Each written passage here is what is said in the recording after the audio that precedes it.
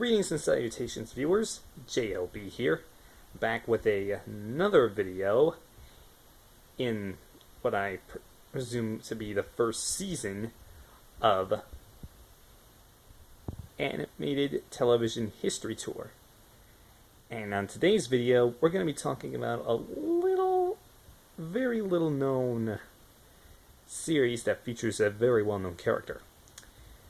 Now, back in the 50s, shows like Captain Sailor, The New Adventures of the Space Explorers, Maddie's Funny Fun Days, or Bucky and Pepito, or shows like that. They were just fallen by the wayside and today are lost in the sands of time. But there were shows that did stick around for a little while after their time, like Quick Draw McGraw, for example. But there were some that remained, well, hidden gems.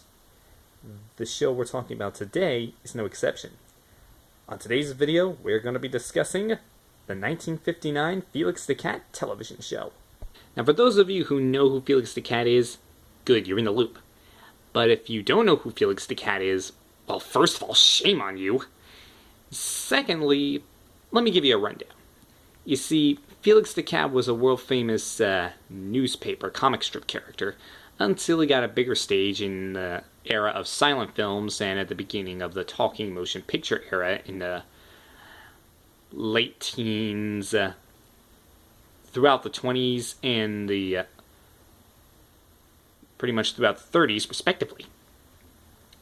However, in 1954, Otto Mesmer, I believe, who was the guy who created Felix, he retired from the newspapers, which is where Felix found his start.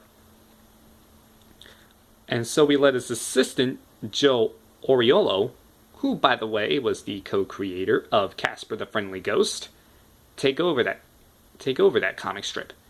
But then he came up with an idea. Strike a deal with Felix's new owner and begin a new series of Felix the Cat cartoons specifically made for television. And lo and behold, Paramount Cartoon Studios created the Felix the Cat television show. Now, unlike in the past, where Felix was voiced by an unknown actress or just didn't have a voice at all, and like all the other cartoons that came before it during the silent film and the early talking picture era, this show did away with most of Felix's previous supporting cast and introduced mainly new characters, which were all performed by voice actor Jack Mercer. The plots of the episode revolved around the unsuccessful attempts of the antagonist, mainly a fellow by the name of the Professor, who is Felix's archenemy, trying to steal Felix's magic bag of tricks, which was a brand new MacGuffin, if you will, that gave Felix the ability to get himself out of any situation that he found himself in. However, there is a bit of a twist. There's a bit of a twist to these antagonists.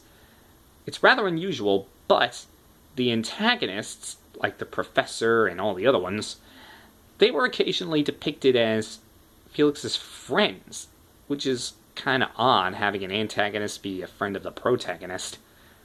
It's like saying Bowser is actually Mario's friend, or saying Bowser Jr. is a friend of Yoshi, in a video game world, for example. And while the cartoons were a big success in ratings, the critics dismissed them as, quote, paling in comparison to the earlier Sullivan Mesmer works.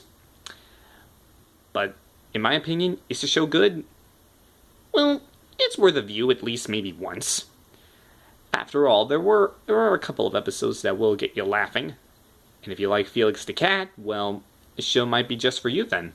Now, when I said that the critics dismissed this show as paling in comparison to the earlier works by Sullivan and Mesmer, Oriolo aimed the cartoon at children specifically, which is the reason for all those negative complaints.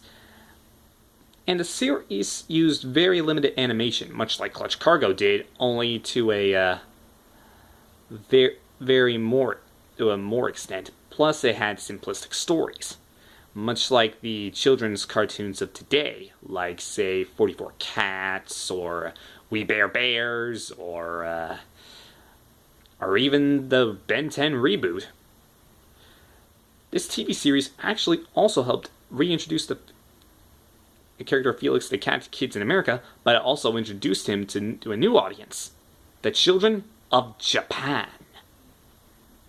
The Land of the Rising Sun actually had a Japanese language dub of the series that aired on NHK in 1960, and it reran there for 3 years later.